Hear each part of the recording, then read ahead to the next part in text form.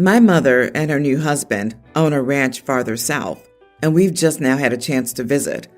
The kids adore her, and the trip has been going well until now. The two girls are pre-tween and tween. They own a few horses and ponies, which the two girls have been begging to ride. Her husband agreed and was going to saddle them up. They were too short to go on a full-grown horse, so they'd ride the two ponies. This is where the issue happened. My mother said she needed to weigh both to see if they could ride. One of my daughters was fine, but the other one exceeded the weight limit.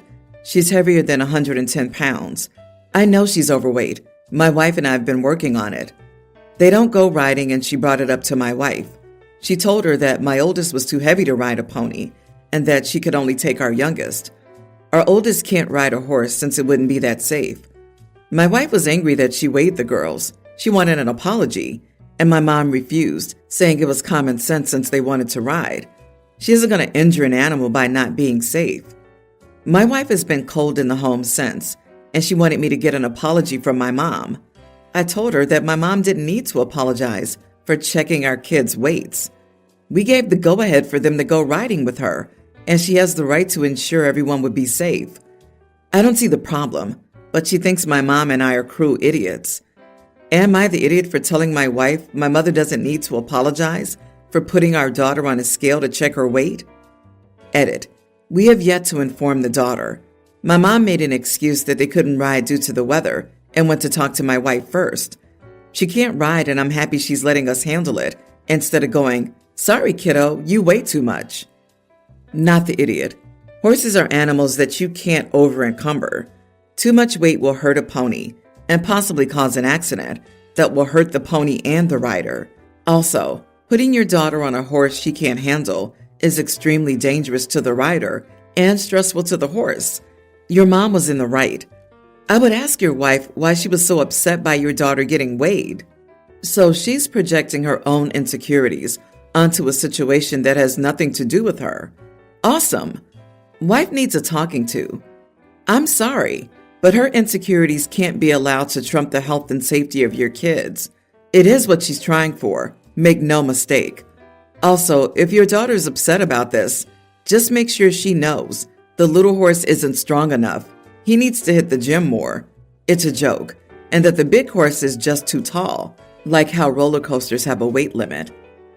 You are the idiot. Former equestrian here. The average pony can carry 110 pounds. If they're really that worried about it, a tween child is perfectly safe riding a horse. Jesus! $10 says that this was just an excuse for your mother to shame your wife for your daughter's weight. Right? She shouldn't have just weighed the girl without talking to you both first. And here's why. Your daughter's 9. I'm assuming that's the daughter that's considered overweight. I'm 100% sure she's conscious that she's overweight and is embarrassed by it. This is a super delicate time for girls as they start to hit puberty and are very conscious of their bodies and what they look like. Putting your child this young on a scale is going to start these thoughts earlier. She's now aware of the number her weight is related to. You needed to be delicate about this. Signed, a woman whose grandmother once weighed her as a girl for no discernible reason and suddenly started offering her less food at dinner time at her house. My husband, 39, and I, 37 female, have been married for 11 years and have 3 kids, pre-tween, a young grammar schooler, and a toddler. We both work full-time, and our 2 oldest kids are becoming more active in sports and activities, so our daily lives are hectic. To maintain a sense of self, I have a happy hour every Tuesday with friends. Sometimes it's just an appetizer and a drink, and I'm home in an hour or so. But other times we'll get full meals and gossip for 3 to 4 hours. Last night was one of those long gossiping nights because one of my friends had gone through a breakup. My husband sent me a text around 7:30 p.m. asking when I was going to be home because he was having trouble getting our toddler to bed and needed help. I cut the evening short and got home shortly after 8 p.m. When I got home, my husband was reading to our 2 oldest kids and getting them settled into bed. I asked where our youngest was, and he said she was in our room. I found her lying in our bed, and it was obvious she had been crying. She gave me a big hug right away, and I consoled her and brought her to her room, where she fell asleep pretty much immediately. I asked my husband what the big deal was, and he told me that she was refusing to go to bed without me and was screaming at him and throwing tantrums, so he left her in our room while he read to the other kids. I told him that didn't seem like a good enough reason for him to make me cut my only social time short. He told me that he just asked when I was coming home. He never told me that I needed to come home right away. He said it took me over 30 minutes to get home anyway, so I must have kept talking for a while. I told him that he should be able to take care of the kids for one night a week so that I could have some social time. He got mad and told me that he could take care of the kids just fine, but that some nights he just wanted to have an idea of when I was coming home so that he could tell the kids, especially the youngest, since she was going through a cling to mom stage. He said the open-ended happy hour that turns into a 3-hour meal isn't working for him anymore, and he needs me to give him a more structured plan. I told him about my friend's breakup and why we had been talking so long, and he told me that he didn't care about whatever gossip we were talking about. He said he just wants me to be cognizant and aware that not giving him an expected time to be home makes it more difficult for him to plan the night out for the kids. He said he's glad I'm getting social time, but that I needed to be more respectful of how that impacts him and the kids at home. He also said that my comment about him needing to be able to take care of the kids was a low blow, and that he would never say anything like that to me. I told him that one night a week is not too much to ask, and that he still could have handled things by himself if he just took a breath and stayed calm. I think you think he messaged you because he wanted you to come home and put the kids to bed, which would be unreasonable. However, what you describe is him asking you to keep him updated on your plans, which isn't unreasonable. On this basis, you are the idiot for exaggerating this issue and making him appear feckless. Info needed. What are the evening caregiving situations like the rest of the week? What is the nighttime schedule normally like? When does your husband get social time outside the home? We tag team the kids in the evening and at bedtime for the rest of the week. My husband's closest friends have moved away in recent years, so he doesn't get together with friends regularly. He may see his closest friends 1 to 2 times a year, but it's usually for a whole weekend. So you go out weekly with friends, but your husband gets to see his friends 4 days a year? What I would give for 52 nights a year away from my angels, even if it is just for an hour to wind down with friends or coworkers. Ma'am, you are the idiot. Your husband sounds like an absolute gem, and you should be thankful to have him. He just wants to know the plan and didn't even ask you to come home. Sounds like he doesn't even care when you get home, just that he knows what is happening. And then you insulted him and treated him like he was incompetent for asking something entirely reasonable. You say you guys tag team all those responsibilities every other night. So clearly, he's a very involved parent. Just communicate your plans with him and stop dishing out low blows. I, 20 female, have autism, and one of the things I do to decompress after classes is sit on a swing in a park and listen to music or podcast. The park near my university has a swing that's set apart from the jungle gym, and I like to use it after class. If kids come up to the swing, of course I get off, and I let them have it. It isn't a big deal. 2 days ago, I was at the park with my headphones and saw a couple of kids make a beeline toward the swings. They were preschool age.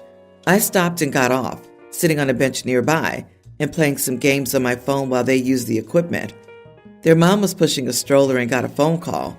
She left almost immediately after, getting in her car and driving away. I walked over to the stroller after 5 to 10 minutes, and there really was a new baby inside.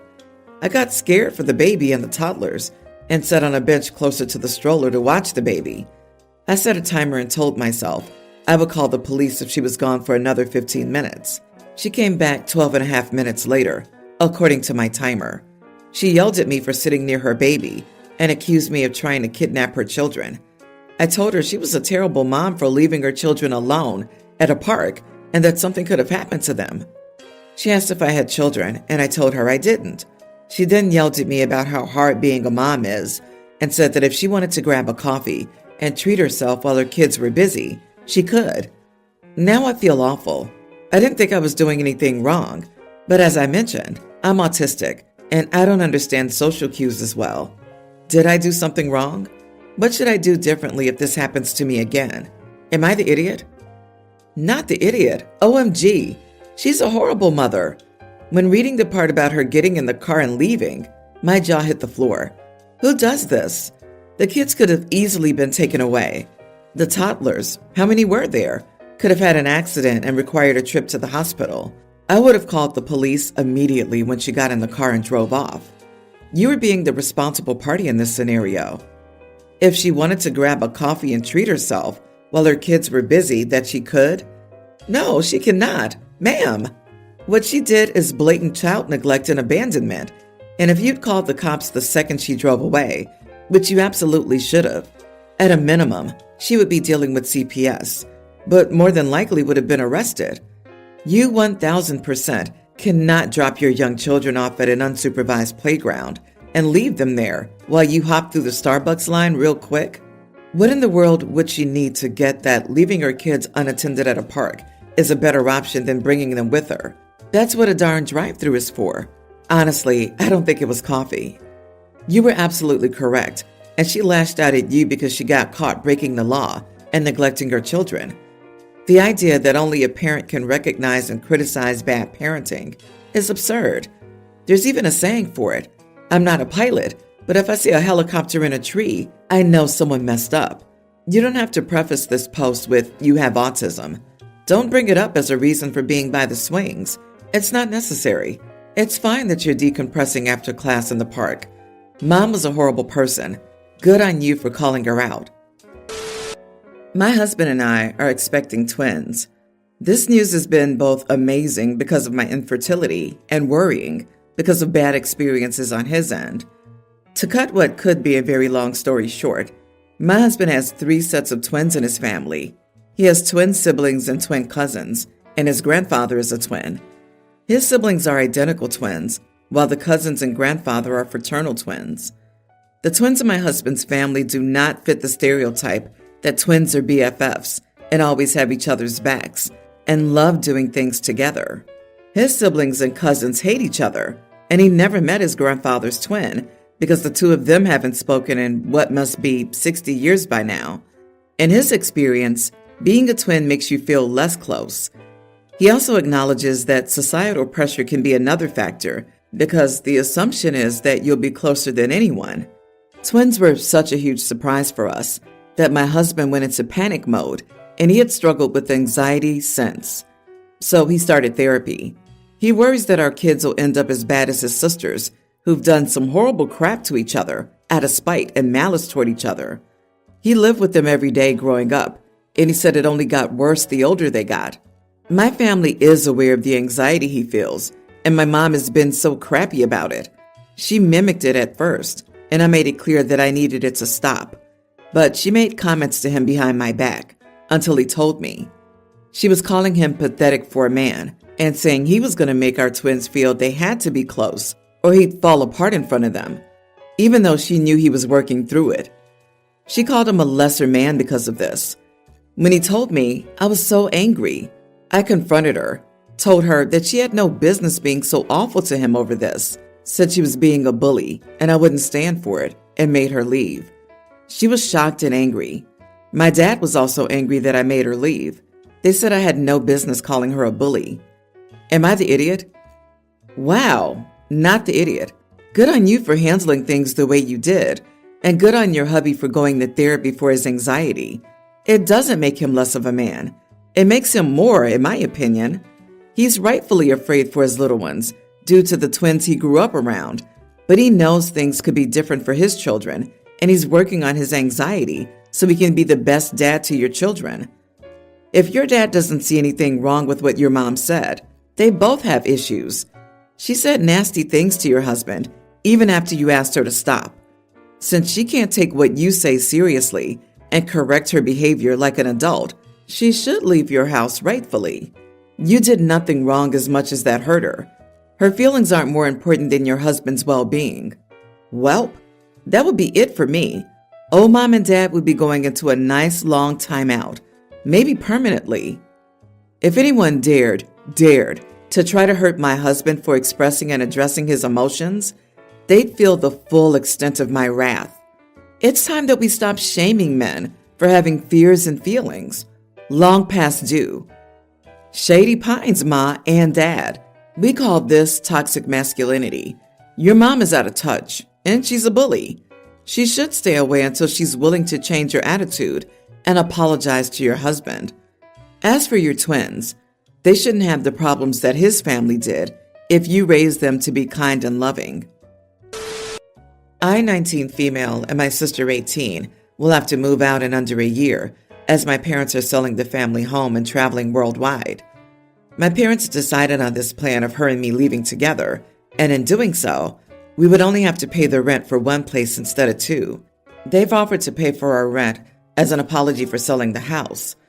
I spoke to my parents in private and explained that I wouldn't want to live with my sister. I also provided some pretty good reasons for this. She is incredibly messy and will not clean up after herself unless you bring it up. If you bring it up too often, she starts crying and will make a ton of lame excuses as to why she couldn't do it. She mentioned previously that when she moves out, she wants her friends over as often as possible and wants to have a place to pregame before clubs.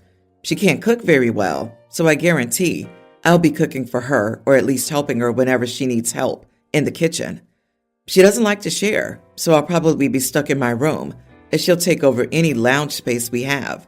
She also doesn't like compromise, and both of our aesthetics are completely different. I know that she would get her way and I would hate what the apartment looks like. I would also get the smaller room as she would demand the bigger one. My parents told me I was being unfair and wasting a great opportunity of a free place to live.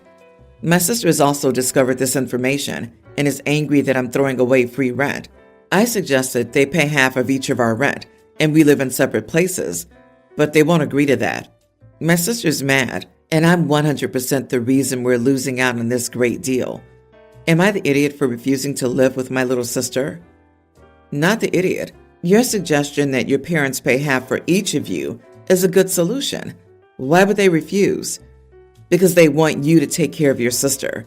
A free place to live is only good if you enjoy living there. Doesn't sound like living with your sister would be good for you at all. Of course she's mad. She was going to get everything she wanted, including a maid, bookkeeper, and live-in putts, until you put the kibosh on it. Guaranteed if you go against your instincts, you will regret it. You know how this will end. Sometimes there's a high cost for free. Girl, let me rephrase that for you. We want to sell our house so that we can have fun. We want you to take over the parenting of our other adult daughter because she's a hot mess. We were thinking that you could pay all the bills, clean, and supervise her because she's irresponsible and drive her around. We expect full adult behavior from you, none from her. Please and thanks. Parents need a reality check, and the sister needs to grow up. That's what I'm thinking as well. Your sister sounds exhausting and horribly dependent. Your parents are sick of her, though they created the situation, no doubt, and are offloading her onto you. Stand strong. You have zero obligation to put up with her bull. Find your own place. Make your own life. Go low contact with sis and parents for a bit and find yourself. Good luck.